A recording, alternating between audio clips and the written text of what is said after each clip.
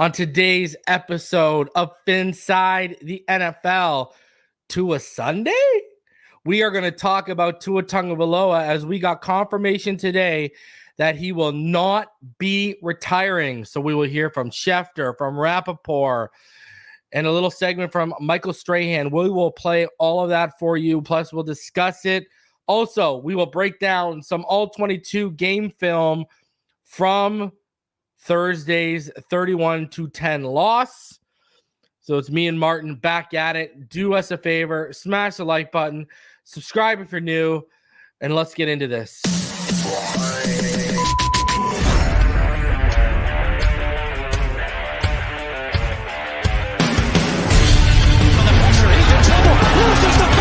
Touchdown!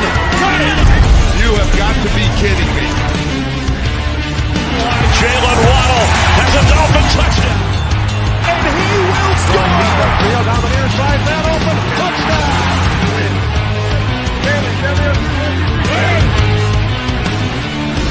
The run from Tua Tagovailoa. Touchdown! He's going deep. He's got it for a touchdown again. Touchdown!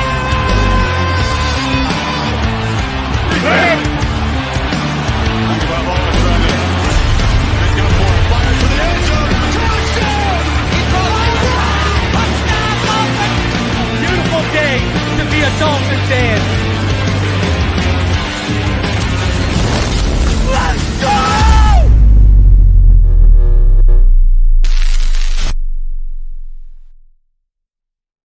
What is good, Fin Nation? What's good? It's your boy Reason. We're back here for another one. I'm joined, of course, by Martin Ukpai, former FAMU quarterback. And Martin, we're doing this on a Sunday of live football. Man, Arizona looks good right now. Kyler's moving around, making plays. Shout out to Elijah Higgins for looking like the best tight end project that during the McDaniel era. The only problem is we cut him. But, you know, crazy day for football today. Even Aidan Hutchinson, absolutely crazy day for Aidan Hutchinson. I don't know if he broke the franchise record. I know it was 5.5, but he finished with, I saw him when he had 5 sacks. I mean, he was just balling out today. You watch any football today, Martin, or what? Not live football. Most of what I've been watching today have been like just throwbacks. I'm talking like old players. I like watching some throwbacks sometimes. I'm looking at like Ed Reed and, you know, Willis McGahee type stuff. Patrick Willis. I'm doing old school today. Old school. The Lions fell to the Bucks. The Seahawks won in overtime over the Patriots. San Francisco fell to the Vikings. And the Raiders beat the Ravens, bro. How did that happen? Jeez Louise. So, and this Arizona game is crazy. They're up 34-10 right now. Dang. Yeah. Shout out to Arizona, man. Kyler's having his way right now a little bit. So, anyways. Sir, before we get into everything, and we'll get into everything, all the updates, but in general, the people haven't had a chance to hear your take on everything that happened on Thursday night. So I want you to talk about the loss and obviously Tua's injury, if you can. Yeah, so I did not necessarily get a chance to watch the game because, like Reason brought up, or did you not bring it up? I went to. No, he was on a plane during the game. Yeah, so I missed it. I had to catch a flight, but yeah, when I seen the updates when I landed, and Tua was out with the concussion, I was it was shocking, disappointing, any other role you can think of, man, because you know he is our franchise quarterback, and it's difficult to see him go out like that. But overall, man, it's the Buffalo Bills. We always have to anticipate it's going to be a hard game, and we gotta make the most of every opportunity. So again, tough way to lose, but at the same time, it's tough, still week two, man. So We got Well, a that's whole what's crazy. Martin's like, I landed. I'm like, Tua's out with a concussion. Like, yeah, literally. yeah. Martin's like, yeah, man, I just landed. I'm like, yeah, Tua's out with a concussion. Like, and then I didn't hear from Martin for the rest of the night. And I was like, oh, that must not have gone over well. That's Man, oh my it's God. like hearing somebody, God forbid, gets into a bit of an accident or something. And you're like, damn, I hope they're okay. So But like it's you one of watch those a guy like Kyler, like look at how he protects himself. Right? But Kyler's a gonna baseball slide player. or he'll get out of bounds. He ain't trying to take no contact like whatsoever. You know what I mean? Reason you played baseball in the past, you understand in baseball, it's almost a second nature to protect yourself. Yeah. Unless you got beefs with people at like home plate and he just crashed into somebody, Yeah. Other than that, nah, man, they're taught to protect themselves. Where, in Tua's case, it's tough, man. It's tough for him to protect himself. Yeah, it is. All right, so let's play a few things. All right. So we'll go with Adam Schefter first because he had the first update. The update came out at like 2 a.m. in the morning when I was up there chopping film and you were catching Z's. The update came up from Schefter, and then anyways, he went on air and talked about it. So we'll play this segment, and then I'll play the audio of Ian Rappaport to follow up. So this is what Schefter had to say regarding it today when he was up there with Greeny and Greenberg, Mike Greenberg, and Jeff Darlington. Cover this now as we only can. You can hear that, right? Schefter and Jeff Darlington, who are here. Yeah, I can hear it. Jeffy, I'll start with you. What are you hearing about where things stand for Tua right now?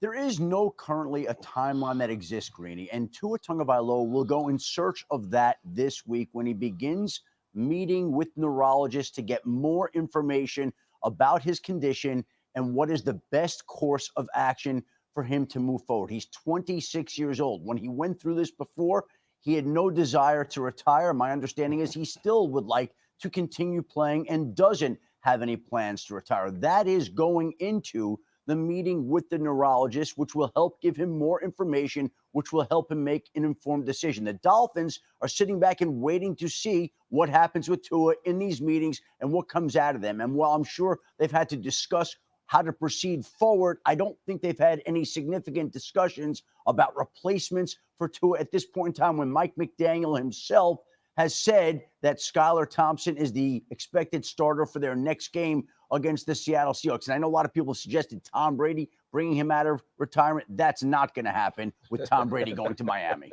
All right, Jeff, for those who don't know, you make your home right there in Fort Lauderdale, so you're around this team as much as anybody, and you were there on Thursday night. What can you add?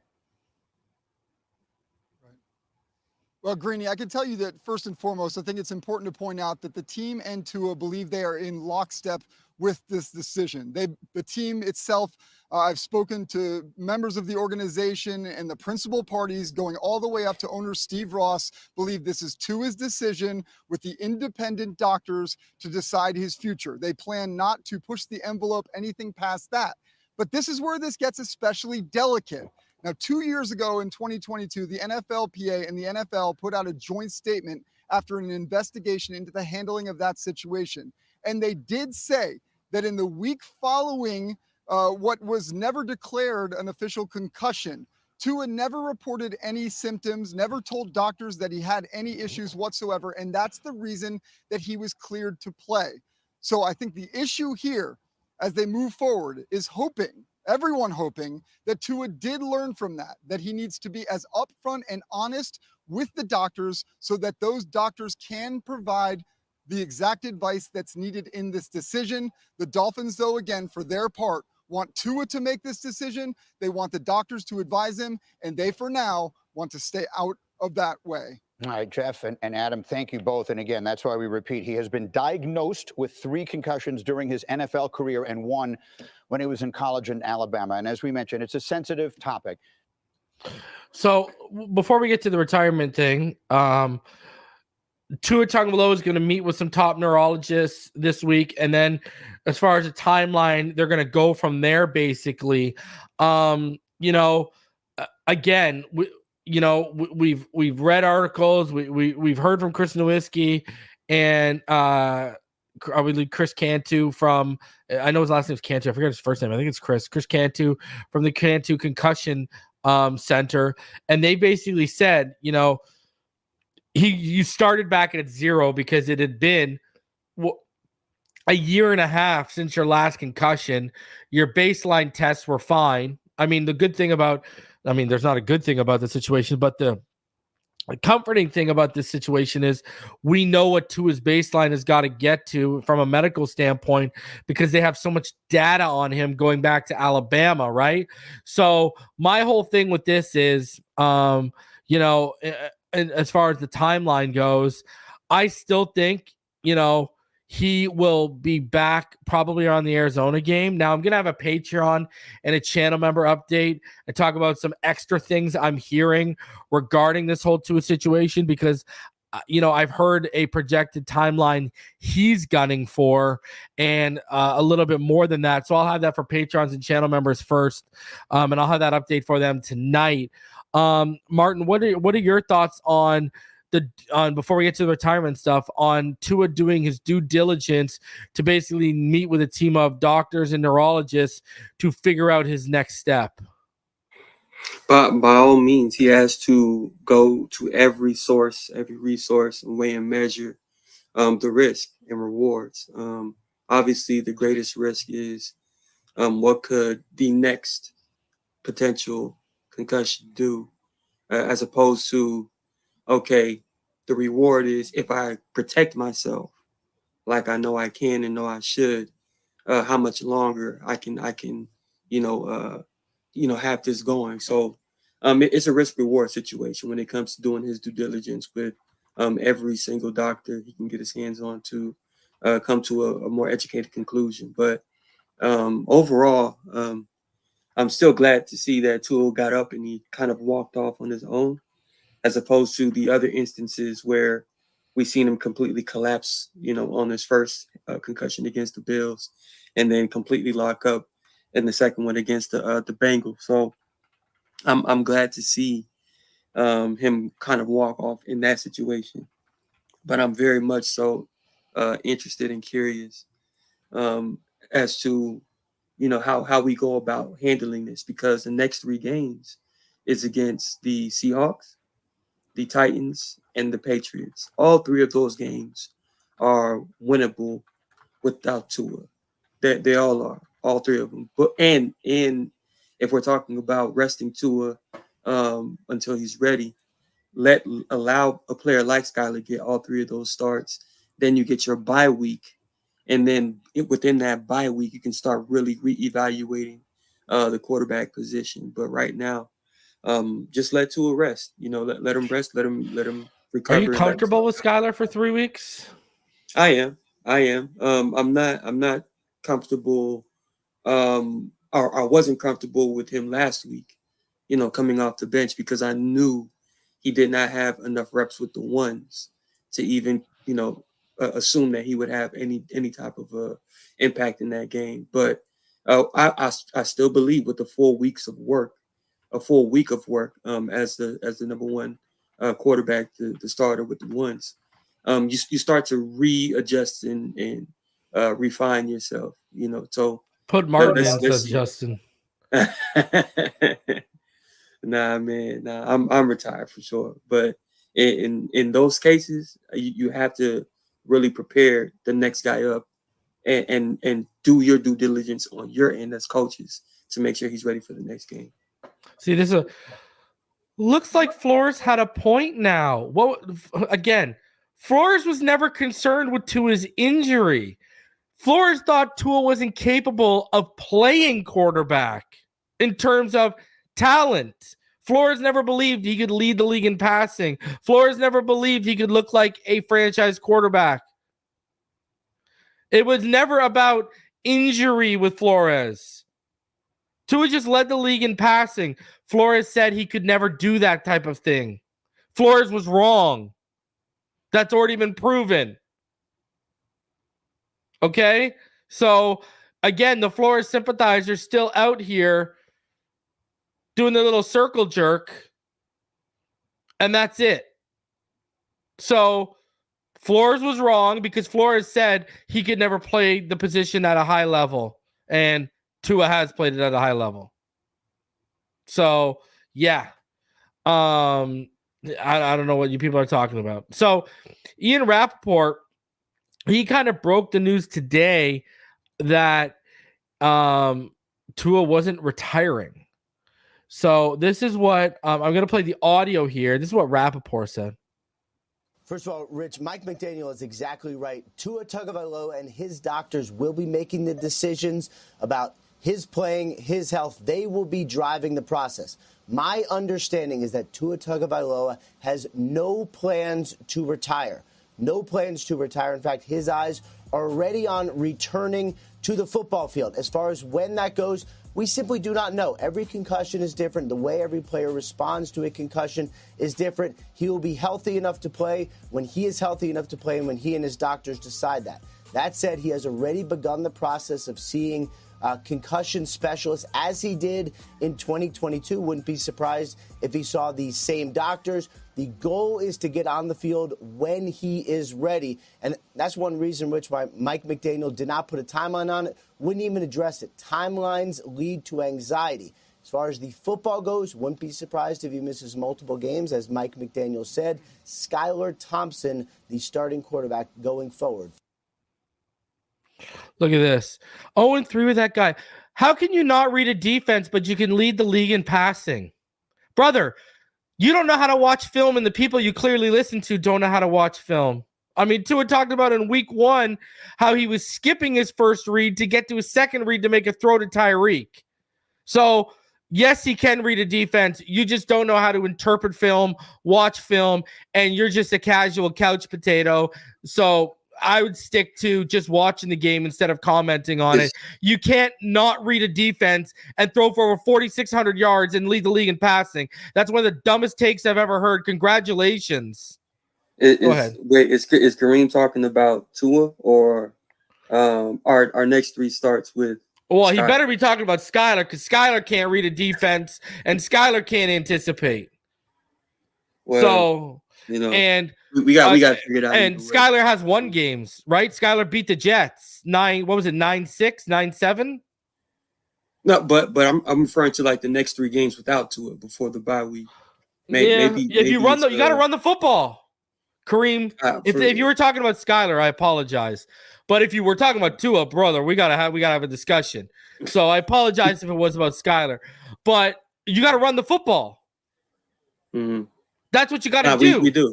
We do. But when it comes to running the football, who do you lean on for the most part? Devon Achane is running back 1 right now. It's not even close. RB1. And then I mean, the guy has look at both of his games, both games between catching and receiving. Talking about a guy who had like 100, 150 plus all-purpose yards last week, right? Had over 130 the week before. Back-to-back games. Yeah, he's been our most impactful guy offensively outside of Tyreek and Waddle for the last 2 games. And again, if you're saying let's run the football when Skylar's in, again, Achane, RB1, but Jeff Wilson, man, have faith. I mean, he was running hard last week, right, against the Jaguars late in that game. I'm curious to see how Mike McDaniel really begins to try his best to move the chains and score points when he gets into the red zone, because again, these next 3 games are all winnable. However, how we prepare who's up for QB1 now, Skylar, how we prepare with him in is going to determine a lot of wins and losses. So we'll see. We'll see how it holds up. Okay, so he confirmed it was Skylar. So that's my bad, Kareem. I apologize. I'm used to trolls coming through and trying to tell us Tua can't read a defense after he led the league. So that's my bad. I apologize. So in far of Tua not retiring, I mean, are we really shocked? I'm not shocked. Are you shocked? And this is why I'm not shocked. No, this is why I knew he wasn't going to retire, bro. He wasn't stretchered off, and by all accounts, he was with it and up and walking around and interacting with people behind the scenes, right? After the game. Like he was going up to people saying, hey, blah, blah, blah, blah, blah. It didn't sound like he was like, usually if you have a bad concussion, they put you in a dark room right away, right? Like they don't put you, you're not up walking around and like, talking to everyone after the game. You put them in a dark room. That's what I mean. Right, That's what because they used to. That's what they do in hockey. That's what they do in football. You know what I mean? You anticipate natural sensitivity to Exactly. light with the eyes, so they want to make sure that they're almost like putting a blanket over your head. Exactly, right? So that's what was the first sign to me of like, okay, Tua, he's going to be back. The other thing is obviously, you know, I don't think he's going to walk away from that kind of money. And I'm going to talk about it on my Patreon and my channel members. And it's deeper than what people are going to assume, I think. So, you know, what are your thoughts on him not retiring? I mean, I know people are calling for him. You know, Mitch Morse, the center, he's had 6 documented concussions.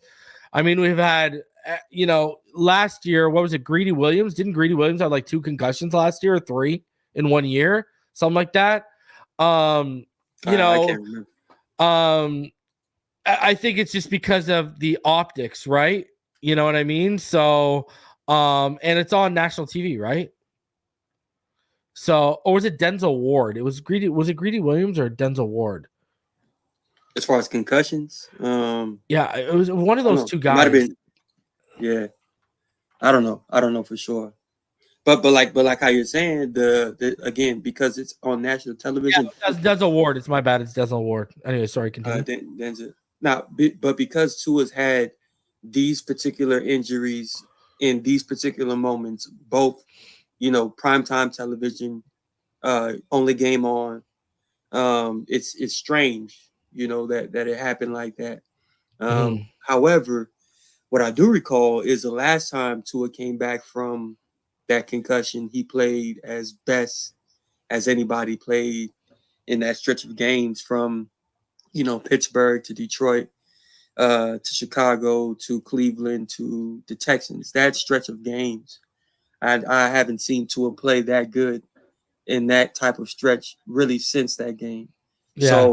Or since that concussion, you know, on national television. So whatever process that McDaniel and them used from when that occurred after the Bengals game in 2022 to right now, I would highly recommend and advise that they do the same thing. Allow Tua to fully recover until Tua steps in and says, "Guys, I'm ready." Don't let him force himself to yell at you to say, "I'm ready." Yeah. Let him walk into your office and say, I'm ready," and then bring him back in, you know. So is Denzel Ward. He's had 5 documented concussions, and he had 2 in 2018. I think he had his 5th last year or whatever. Knight says Higgins had, I think he's talking about T. Higgins, had 2 in 2022 as well. I mean, you know, people just because it's the fencing and the posturing that's throwing everyone off. That's it, right? So, I mean, we went a full season last year without him getting hurt. And what's crazy is this concussion was avoidable by 2 plays. Either one, Mahomes just got picked off underneath. Either 1, sliding, or 2, if Julian Hill makes that stretch catch a couple plays before, we're not even talking about this. But I will also say this. This is why I wanted last offseason, not this offseason, last offseason. This is why I wanted them to add Baker Mayfield. This is why I said I would have traded for Sam Howell this offseason. I would have got a legitimate contingency plan in place. Skylar Thompson, as much as we try to convince ourselves, is not a legitimate contingency plan. That's how I feel. I agree with Kareem. We could go 0-3 very well with Skylar. So, you know, listen, you made a point too before we get into the film here. You made a point. What was before we went live? I'll let you make that point again about what you think Tua needs to do if he's not retiring. I think Tua has a good opportunity to just, you know, step into a role of player coach while he's recovering on the sideline. I don't mind Tua still being engaged, you know, in the game to game, day to day process of just being a voice, a positive voice in the background for Skylar when he goes through this, because this is a tough situation to walk into as QB2 to immediately thrust it into QB1 for the next upcoming week. So I would love for Tua to just play that role right now, you know, player, coach, you know, headphones, wristband, whatever it might be. Let it all happen at once and let him still be fully engaged while recovering. And then when it's time for him to step back on the field, let him have his mental reps too, to where when he steps back on, he sees things a lot faster as well. So, let it take its course. Yeah. And he's just he's got to slide, man. Like, we don't listen, we don't need you to be one of these nimble guys. We need you to be Tom Brady, Drew Brees, Peyton Manning, stick to the pocket and execute. We don't need all the extra razzle dazzle. We don't. That's not part of your game. It was in high school, but that's when you were the best athlete on the field. You are no longer the best athlete on the field. Play to your strength, man. That's true. That's true. And ironically, I've been doing my Tua memory lanes, watching his stuff from St. Louis. And you're right. He was the best player on the field at all times. And every level he went to, clearly he was, it wasn't that he was getting worse. It was just the competition was getting better as far as athleticism. So again, once he finally realizes, look, man, if you're going to stay on this field, you had to transform into the pocket guy, become that style of quarterback, and your sideline days will not see you. You won't be on the sidelines. Trust me. Jose says he got concussed falling backwards. Yeah, there's some plays before that. I mean, you can make the case. Did he get his bell rung in the Jacksonville game with the roughing the passer, and then that hit he took along the sidelines, and then there was another hit, and it's on the all-22 where he took it. I believe it was on the interception, right? On that third interception where he took the hit and he fell backwards. I don't know if he got his bell rung or not there, but that's. But I think the one that was like, for lack of a better term, the death blow. Yeah. What was the one when he ran into DeMar Hamlin? Oh no, that's when it all happened. But there's questions about whether he had his bell rung before that. Yeah, for sure. Yeah. You get a couple stunners every now and then. Yeah. Not just shoulder, but sometimes all right. bell, Exactly, the bell. So let's get into this. Let's break it all down. Let's hop into the film. So you ready to go here, bro? A lot of cover too, eh? Whether it was Jesus, like between shifts and everything like that, just a ton of cover too.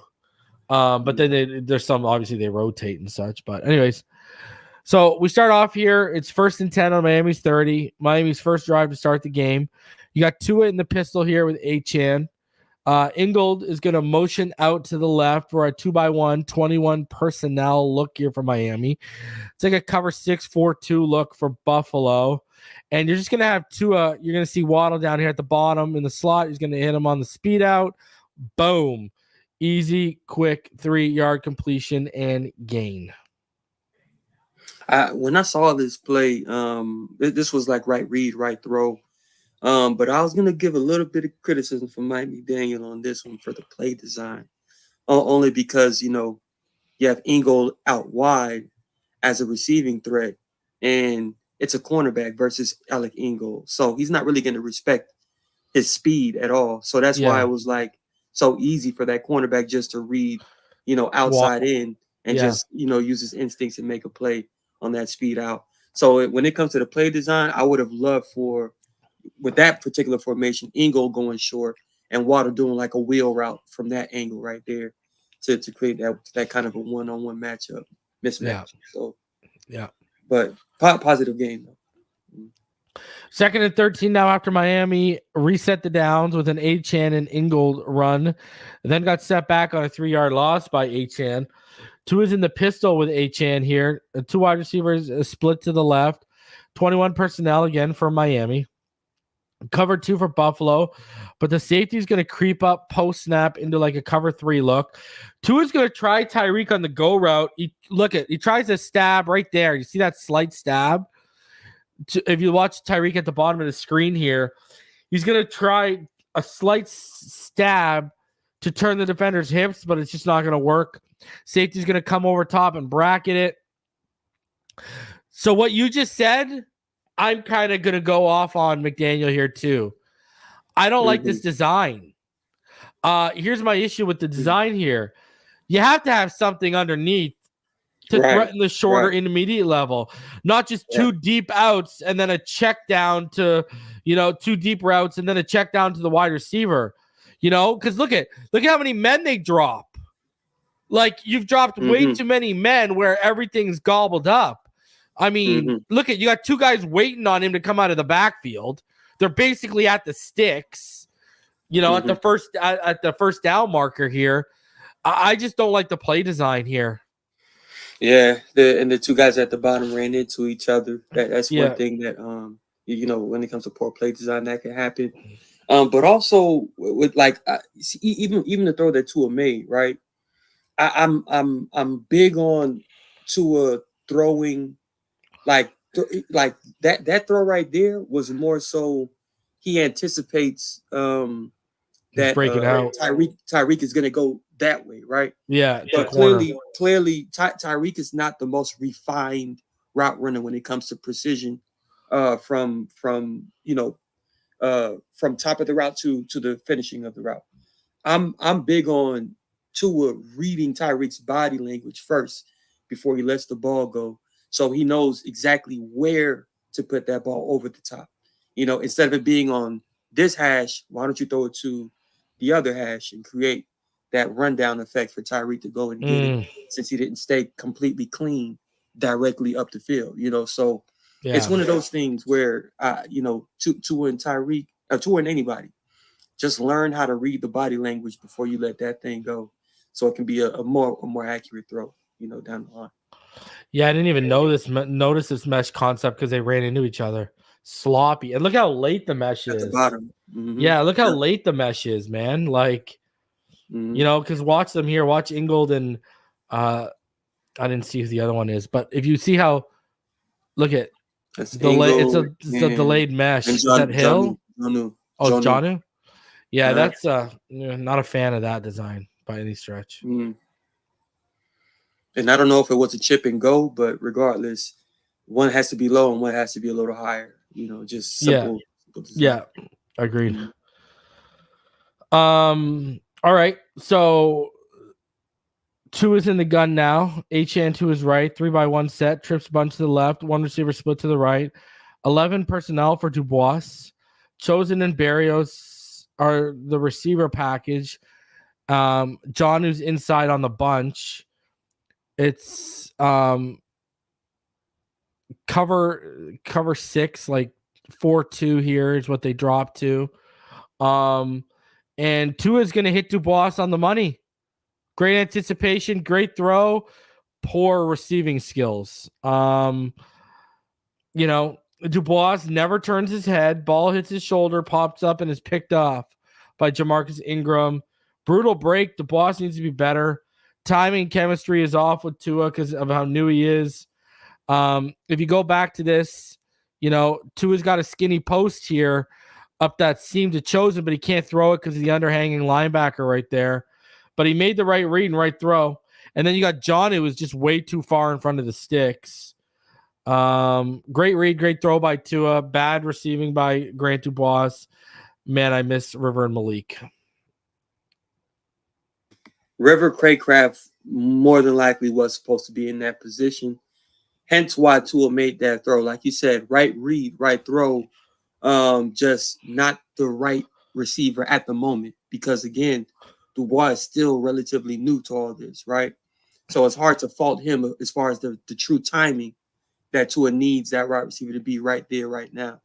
So it's one of those rare situations that you get caught in, when it comes to injuries and things like that at the receiver position. But I don't mind it. I don't mind the aggression, and I don't mind the attempt. But there's also in the back of your mind, know who you're throwing to, and be aware of who you're most comfortable with. Because even if it's third down, that doesn't mean it's all for nothing third down just yet. Man, go underneath, take your check downs, and let them do some work. And if you don't get the first down, cool. If you do, cool. But don't always feel the need to put it in risk or in harm's way like that. Agreed. Guys, smash that like button, subscribe if you're new. Let's keep it rolling here. 7-0 after the Bills capitalize on the INT. 1st and 10, 2 in the split back. hold on a sec here. Yeah, I think the motion comes, right? They were in the motion, right? This play started off. Let me see here. So they're in the split back shotgun look, but Ingold's going to motion out of that. It's a 1-by-1 21 personnel set for Miami. Cover 2 for Buffalo. Ingold's then going to motion back in. Tua will fake the handoff. He'll pump to Jonnu and then hit him as he disengages from his block right there. And he gets a block from Armstead, and he busts a short throw into 15 yards. Bro, it took one game for me to say Jonnu needs to be the feature more than Julian Hill and Durham Smythe, especially with these jabroni options that they have at wide receiver right now that they're currently relying on. You just need to install Jonnu much more into this offense, I think. I'm sorry. Yeah, I was on mute. I think they will, Reason. I think they will. Especially from what we saw in this game. You know, the amount of receptions, the amount of plays made. And even last week, Jonnu had a clean, quick slip screen, and he just dropped it. And we saw on the film that if he just caught it, he'll have at least 30 to 40 yards gained on a play like that. So, yeah, incorporate him more. You use him as a featured target in this offense, based off of what we have available right now. I agree. 2nd and 6 after an end around with Waddle, gained 4. 2 is in the pistol with Achane. Julian Hill split to the left. Tyreek tight to the right. Off of Smith's hip. 22 personnel. Cover 2 for Buffalo. Hill's motion to the left, and it's going to be a forward toss to him. He's going to get the edge. Makes a nice move in open field right there, and that gets him extra yardage, and he picks up 10. I mean, got to find the way to get the ball into your best playmaker's hands, no matter what way, right? Through any means, absolutely. And we see what happens when the ball is in Tyreek Hill's hands. Man, he's explosive. A turbo jet. Yeah, for sure. All right. 2nd and 10 at the Bills 24 after Julian Hill false start is followed by 3 straight Achane runs, 1 for 14, 1 for 8, and 1 for no gain. 2 is in the gun. Jeff Wilson Jr. is to his left here in the backfield, but he's out wide. It's a 1-by-3 set. Trips to the right. 11 personnel for Miami. Buffalo's going to show cover 1, but they'll drop the cover 2 robber off of Barrios' motion. And 2 is going to take Jeff Wilson on the short pivot route. He's going to gain like 6 yards. And Tua looked off the drag. And to be honest with you, to Tyreek, and to be honest with you, I may have come back to it because he's one-on-one with a linebacker with a cushion. Watch, you see Tyreek on the right side in the slot here. Look at, I don't know, man. I might have taken that shot, but that's me. But hey, you got the completion to Hill. To Wilson Jr. 6 yards. Right. I'm with you. If I see anybody giving Tyreek Hill that amount of cushion, as soon as Tyreek Hill turns his head, the ball needs to be in his chest. Yeah. And let him do whatever he wants with the football in his hand. But Tua didn't necessarily like it, came off of it, and played the check down. And I don't mind it because we're clearly in a particular position on the field to where you don't want to, put the ball at risk. Yeah. So I don't mind that play either. Yeah, you got to get points here, right? So, or at least try to. Exactly. So. When you march down the field like that, you don't want to, give up this type of field position. Convert it into something, touchdown or yeah, exactly. 3rd and 4, 2 in the gun, empty backfield, 2-by-3 set, 11 personnel. Buffalo's going to show cover 1 initially, but they'll quickly drop to cover 3. 2 is going to step up, and he's going to drop the linebacker, and that he does a really good. This is actually one of Tua's best throws of the game. When you watch the nuanced stuff that goes into this throw, if you watch Tua step up, and he'll draw the underneath on Waddle's slant. Watch that linebacker, right? Watch him step up and draw. See, he steps up. See how he drawed him? He caught him with a false step. Yeah. And then boom, over top of him. That's a great play from Tua Tagovailoa, realizing the leverage, realizing the play call, and realizing the coverage, man. That's just a really strong play from Tua Tagovailoa, I thought. Agree. Great recognition. Great understanding of subtlety. And again, as soon as he stepped up into the pocket, there was that hesitation about the defense. He pretty much froze them, and within that same action, he immediately responded instinctually and just got the ball out of his hands at the last second. So, yeah, I mean, just you couldn't ask for any better as far as read and recognition. So, I love it. And how do you feel being 7 plays in and we haven't started ripping on the O-line yet? It's always a positive when you don't mention one offensive lineman all the way up until this point. But don't worry, Robert Jones will get his fair share of mentions Oh soon. Lord. Here it comes. Oh my God. Second and goal from the 5 after an Eichenberg false start is followed up by a 1-yard HN run. 2 in the split back gun look here. It's a 1-by-1 receiver set. 21 personnel for Miami. Ingold will motion to the right. It's like a cover 3 red zone look for Buffalo. Everything is going to be covered. So Achane hits the flats with Ingold out in front of him. Tua turns to that side, hits Achane for the walk-in touchdown. Great job. Sanders will make it the extra point to make it 7-7. Now, if you watch Austin Jackson here, he actually slips and loses balance off Russo's quick swipe of the hands with his counter club move. Watch Austin Jackson. Whoop.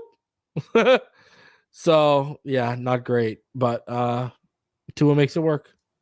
Right. Still glad to add the presence of mind to just throw that right there as far as that outlet is concerned. But hey, we got the points. Everything is about like and honestly, you know, watching the games, these last 2 games, I'm seeing that Mike McDaniel is taking many more risks on 4th down with the offense.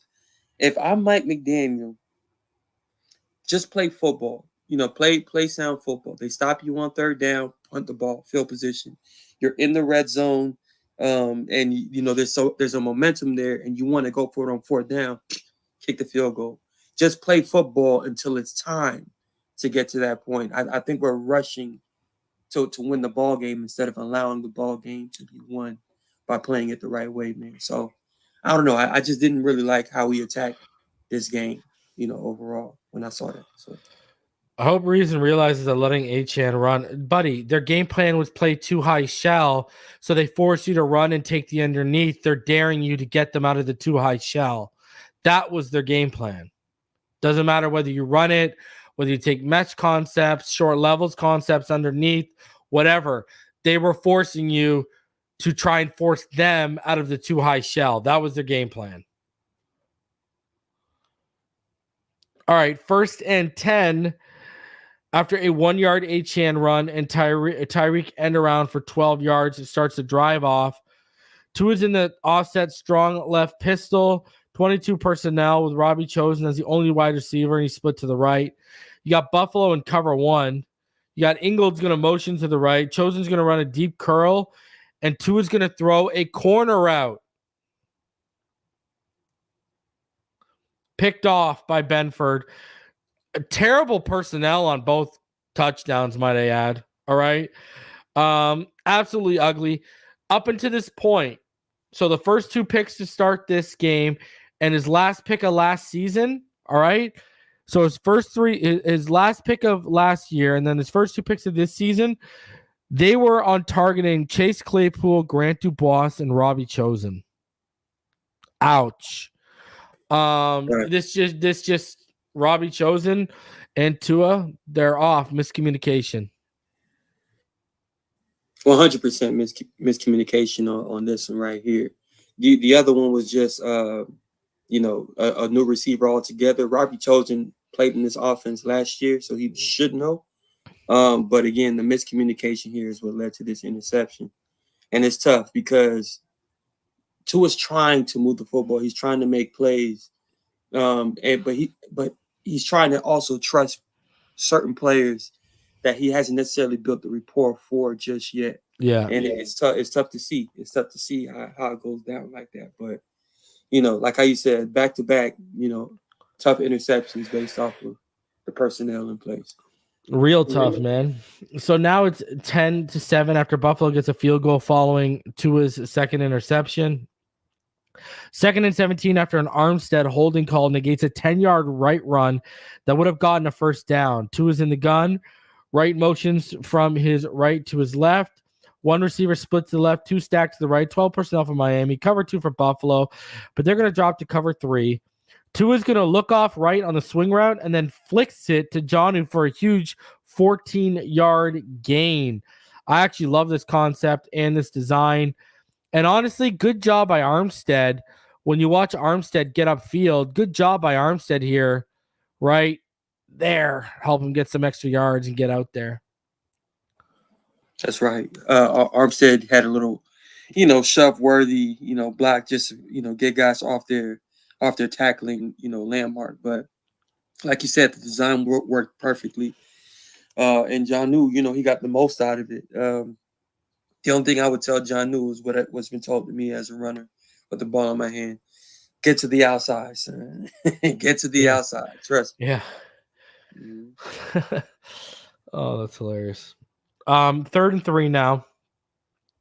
2 in the gun, empty backfield, 2x3 set, 2 receivers split to the left and trips bunch to the right. Buffalo shows cover 2. I want to pause it here for a sec. Let me pause it right here. Yeah. So look at, dude, you see Tyreek? Yep. Mm-hmm. Where's the call, bro? Yeah, he was. Big time. The arm comes around his neck. Yeah. Watch Tyreek, everyone. He's at the top of the screen. Watch him. I'll pause it for you too. But watch the hand. The defender's arm comes across his neck right there. What are we saying? He can't get out of his break and into the slant on time. How is that not a hold? You don't got to call that a pass interference, but that's a blatant hold, dude. Yeah, it's a hold. But it's no different to you know how sometimes wide receivers get that benefit of the doubt with like a slight push off, but it's like a tap of a shoulder pad, and they position themselves to catch the ball a little better. So when it comes to defensive backs, they do get the benefit of the doubt with wrapping their arm around the shoulder pad when a wide receiver stems them from the outside in. Problem is this is like around the neck. Yeah. Yeah, look at that. It's around the neck. Yeah. But it's almost like the technique that they allowed that tic-tac stuff to go. He did the technique so well. I think that's more on how well they're coached, more so than that being a no call. It should have been a call, clearly, because he you can't get to the spot because of it, right? Yeah, it negated it. But at the same time, it's professional coverage right there. Yeah.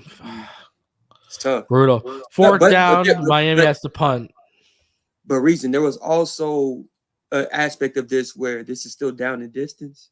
And I thought Tua could have targeted a route that was determined underneath, like an underneath catch, like a Barrios right here, right? We know he's doing in right there, boom, boom, boom.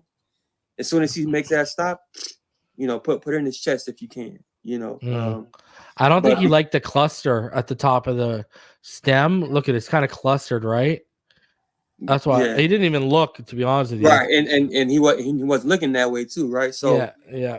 My thing is, man, I know that left side is very tempting as a quarterback, but down the distance, time of the game, conversions, hey man, let's read it. Let's read it a little bit sharper, So. Yeah. All right, so Buffalo makes it 14-7, and Miami gets the ball back. This is 4th and 2 after 4 straight runs to start this drive, and Ingold is stuffed on 3rd and 1. We got 2 in the gun, empty backfield, 2x3 receiver set with 2 receivers in a split stack to the left, trips bunch to the right, 12 personnel for Miami here. Cover 2 for the Bills, but they're shifting to cover 1 post snap. Ed Oliver, watch the left guard. Ed Oliver absolutely dominates Robert Jones here. Absolutely dominates him. Like, not even close. right? Just dominates them on the bull rush here. Jones is not a competent NFL starter, bro. I've said it so many times. Brutal in the preseason, brutal here too. Dolphins have to punt, waste good field position. Thank you, Robert Jones, for coming out. Yeah, there's not much to say about this. You pretty much laid it out. Ed Oliver had his way right there. Pretty much took Jones' lunch money right there. But well, the problem is, Martin, people will say, well, it's Ed Oliver. And I get that. But you can't allow that to happen on a 4th and 2.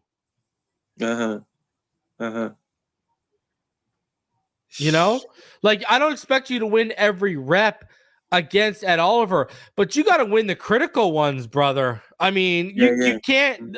The critical ones are that matter the most and will be remembered the most. You can't lose those ones. Right. That's tough. And we haven't even got into him, how poor. There's a couple plays today where Robert Jones is just, again, useless in space, which is what I always say he is. So, would you fancy that? Here's one of those.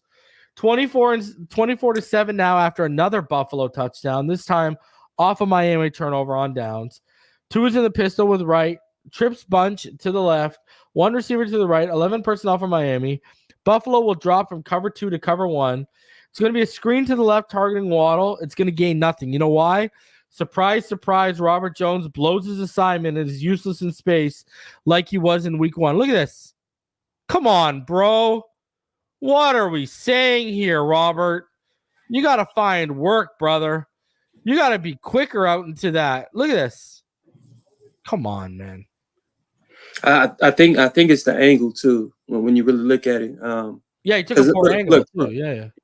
Because from the initial snap, he did swim right, but the angle, this is where you have to know your personnel. What linebacker is that? Who is that?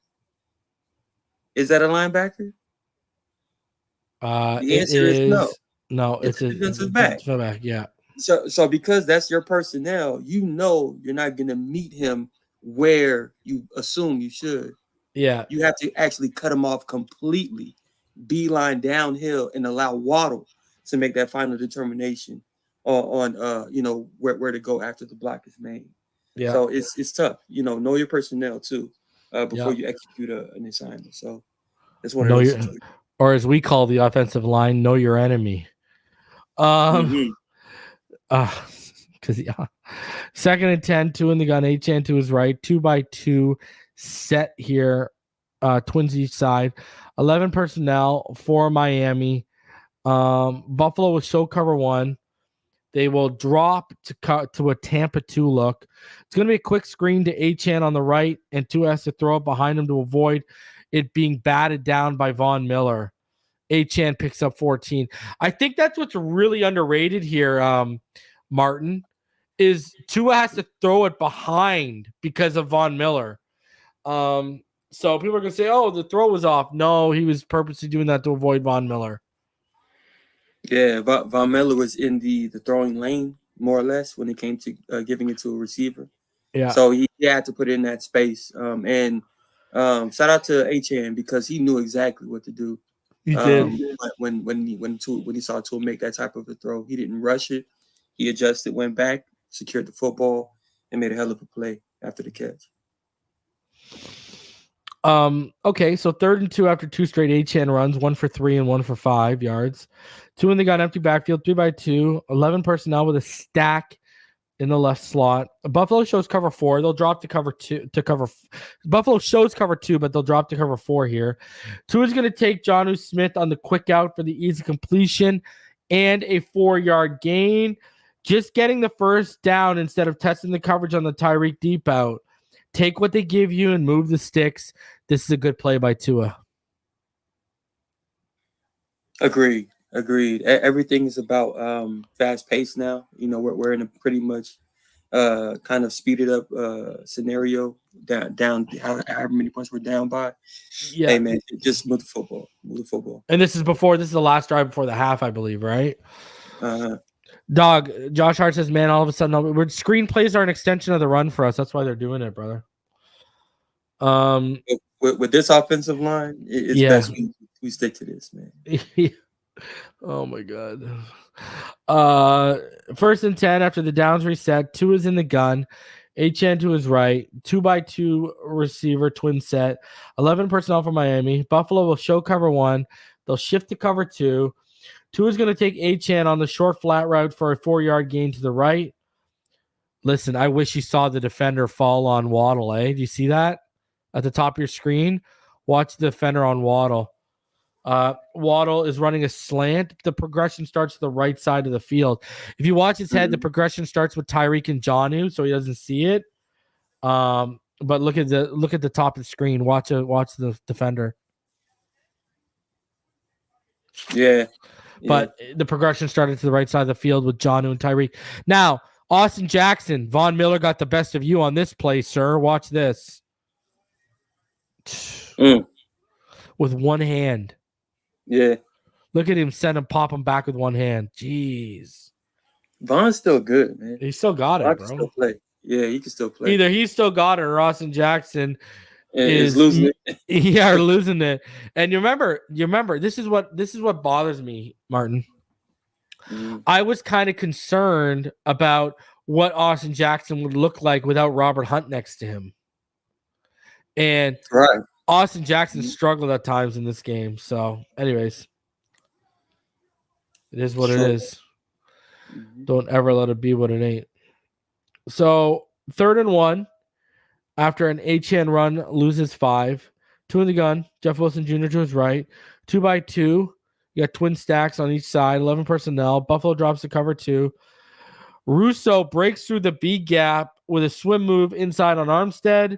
This is going to force Tua off his spot and roll out to his left, but he's going to take off for the 11 yards and the 1st down.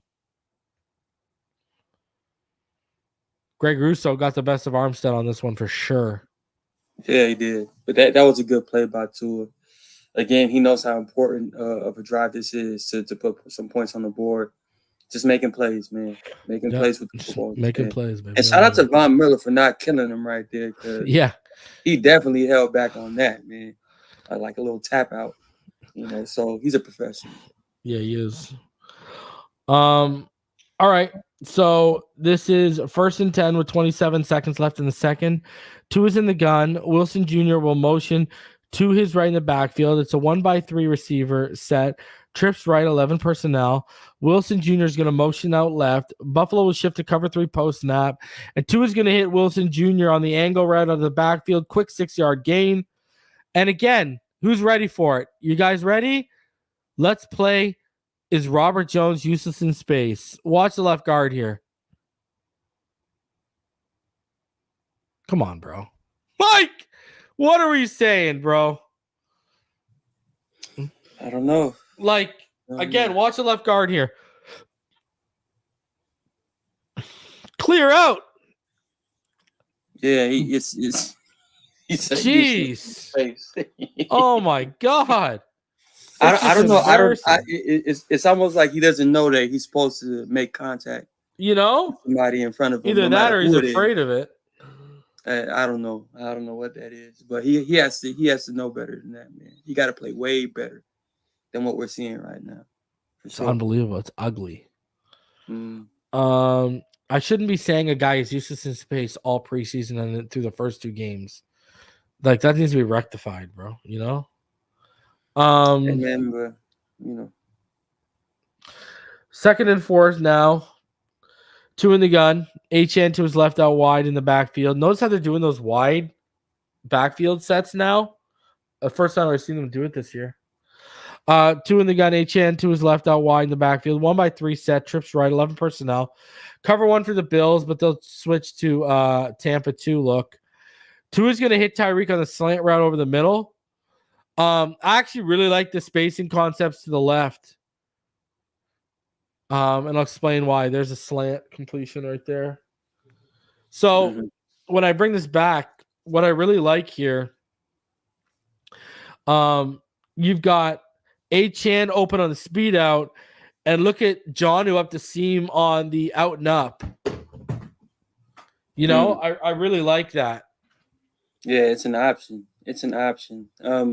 But again, I still think it's a part of the play design where Mike McDaniel allows Tua to split the play in half, and based off of what the defense gives him, he just makes a decision. Would I have liked for him to give Achane and Jonnu, an opportunity right there? Of course. But again, I think it's strictly based off of play design and play choice based off what the defense shows him. So he just got the ball out of his hands for the most part. Yeah, agreed. I think I did that thing where I went too jump far. Forward or jump back? Jump back.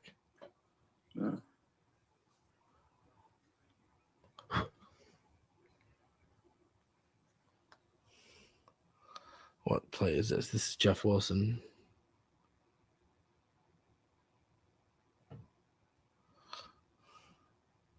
Was that the 11-yard run? Yeah. Yeah, that's a scramble. Mm-hmm.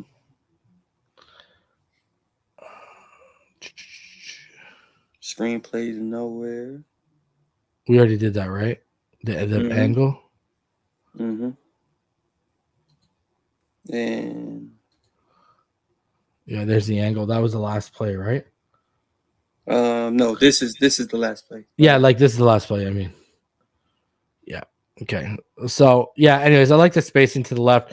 Jonnu on the out and up would have been interesting, but I get it. He's down. They're down big. He's not trying to force anything right now, right? So. Right. Just the main ingredient is to get points on the board when you get down here. Yeah. No matter what. All right. Now, 1st and 10, 2 in the gun. Jeff Wilson, Jr. is to his left. We got a 2x2 set, 11 personnel for Miami. Bills will drop to cover 4.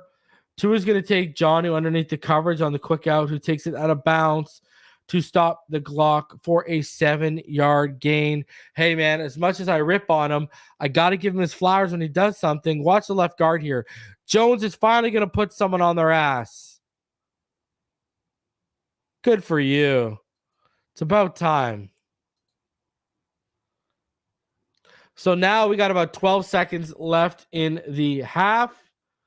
Tua is in the gun. Wilson Jr. is left. 2x2 set. 11 personnel for Miami. Again, the Bills will drop to a cover 4. Tua is going to step up into the pocket and throw it away to stop the clock. It's a right decision. If you look there, everything's taken away, right? Like if I stop this here and you see everything is covered downfield, there's really nowhere to go. It's pretty good coverage. So Miami's going to have to settle for a field goal, and it's going to be 24-10. I think Tua actually made a good decision on this play too, because like you said, everything is pretty much covered outside of that Jonnu Smith out route, and it's to the sticks. My only issue was Jonnu Smith attempted to turn that into a wheel route mid-throw when Tua was trying to throw that out route, which is why it looked so far off based off of where they were. Tua was going right for the sticks, so it's tough. It's tough. Again, another play where there's miscommunication, so with a new guy, right? Exactly. So 2nd and 8 after a 2-yard Achane run starts off Miami's first drive of the second half. 2 in the gun, Achane to his right. Ingold's going to motion inside as an H-back, all right? Make it a 2 receivers to the left, none to the right with Miami 21 personnel. Buffalo will drop to cover 2. Man, for me, you got to hit Waddle on this post.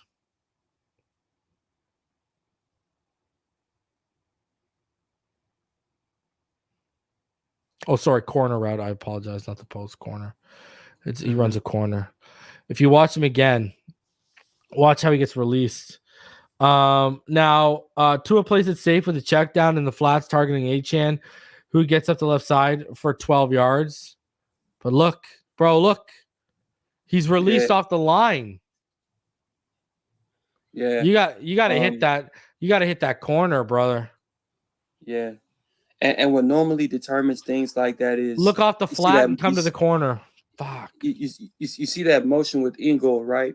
Yeah. That motion with Ingold drew in that outside defender, which opened up that clean, that clean stem into Yeah. that deep out by Waddle. Yeah. And from there, that's when Tua kind of has to, read it just a little bit better, understanding that motion brought the coverage in and took away another body into that out, the outside zone of the field. So, just small things that he has to start identifying and believing and trusting that it's going to happen. So, but you still can't complain with the check down. No, I still, couldn't, because Achane made something happen out of it. Exactly. Yeah. Right. Still a positive play. Because he had the defender slip, right? So yep. Still a positive play. Yep. 3rd and 5 after 2 straight Achane runs, one for 4 yards, the other for a single yard. Tua is in the gun. Achane to his right, 3-by-1 set with Jonnu motioning from the slot to the boundary here. 11 personnel for Miami. Buffalo is in cover 2, but they'll rotate to cover 3. Everything is covered. And this is the bad interception. If you watch the left guard, Jones is going to get beat wide with a quick swim, and then the defender is going to arc around Armstead's block. Jackson at the bottom is slowed to pick up the stunt from Ed Oliver, and Tua is just going to have serious pressure bearing down. And instead of eating the sack, Tua is going to try to throw it away while falling back off his back foot. The ball hangs, and it's a pick six. You cannot make these mistakes at all. And unfortunately, this is where the rubber met the road when it came to confusion, bad play design, if you ask me, when it came to the route selections that we use on this play. And again, I wish Chris Greer never scoffed at the question about how he felt about the offensive line, and how we assembled the offensive line this year. I was a little frustrated when he kind of, shrugged it off, but I knew this was going to be an issue, because when Tua's protected, especially from left guard to right guard, he's a completely different quarterback than this. Right now, he's just struggling to find a way around the clear flaws, which is up front. And it's tough to watch. That even that throwaway right there, it's a poor throwaway. So yeah, it's an inexcusable decision, and one of Tua's worst decisions and throws as a pro. But at the same time, I mean, look at Jones and Austin Jackson. Just come on, you got to be better than that, man. You just got to, and that's what we were talking about. Watch Tua, right? We were talking about maybe he got hurt early. I mean, you don't see it from that angle, but let me show you here. Watch how Tua falls.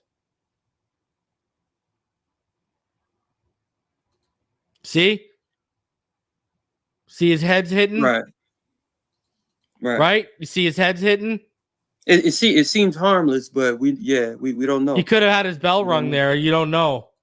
Mm-hmm.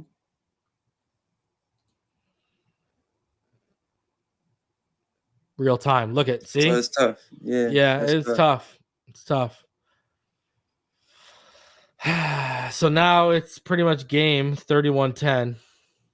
Mm-hmm. And now but again, ultimately, when watching this game, it was never really out of reach up until we started making, these self-inflicted wounds. Yeah. Well, think about this, right? Think about this. Off the interceptions, they got 2 touchdowns and a field goal, right? So what's that? 17 points. And they got 7 points on, remember the turnover on downs we had? They got 24 points off our own self-inflicted wounds. That's exactly what I mean. So that's why I was saying a little bit earlier how I was kind of disappointed in the game plan and how we got to certain situations and we just didn't play the game. We were trying to force our way into the game. Yeah, you're right. Instead of allowing the game. And that's when when Tua makes mistakes, right? We've talked about this, right? When he feels like he's got to force the situation, force the play, that's when we see Tua make those great mistakes usually. Exactly. So that's why I was a little frustrated with the game plan. Yeah, exactly. So 1st and 10 after the pick six. 2 in the pistol with right, 3-by-1 set with trips left, 11 personnel for Miami. Cover 1 for Buffalo, but Tyreek's motion drops him into Tampa 2. It's going to be a screen to Tyreek on the right, who's going to pick up like 8 yards. Yeah, more than likely there's a conversation had on that sideline, get the football in Tyreek Hill's hands. Yeah. ASAP. You know what I mean? Yeah. Yeah, you weren't giving him and Waddle the ball enough. There's just no other way around it, right? 3rd and 4 after Wright loses 2 on a run.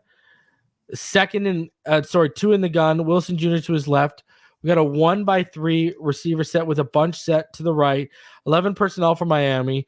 Buffalo will drop to cover 2.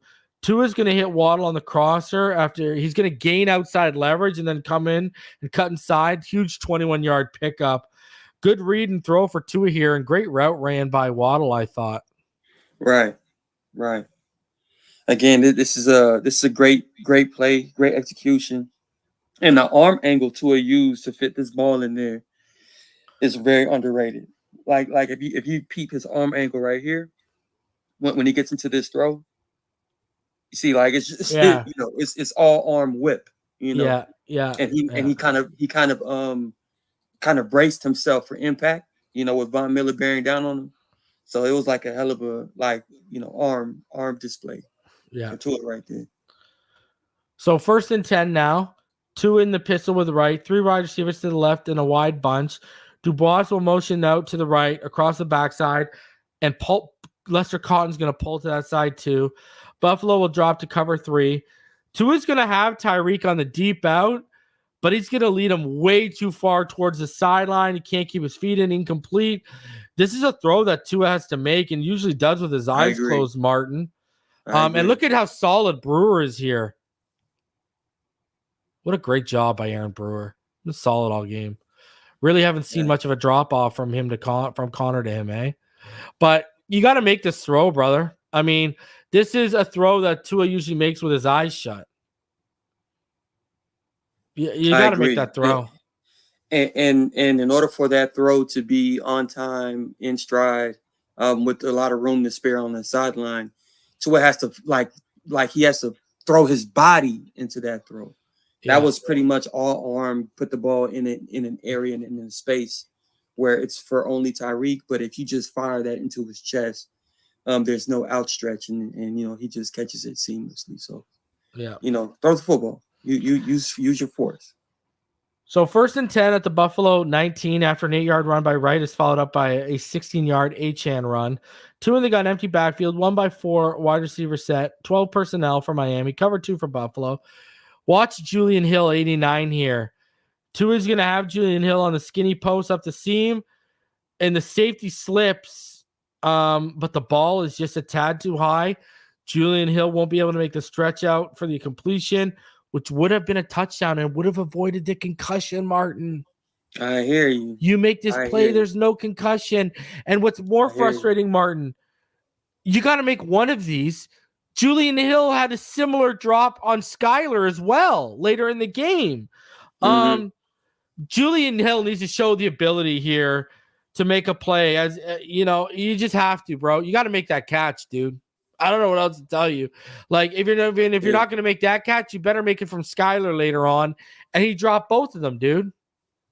Yeah, I thought it was the right read, right throw, as far as the amount of touch that you need to go over the linebacker underneath the safety, and for the particular target you're throwing to, you don't want to beam it. So in that case, I thought it was the right touch. But again, it's as difficult as a catch as it is, and you're going to see it on the God view.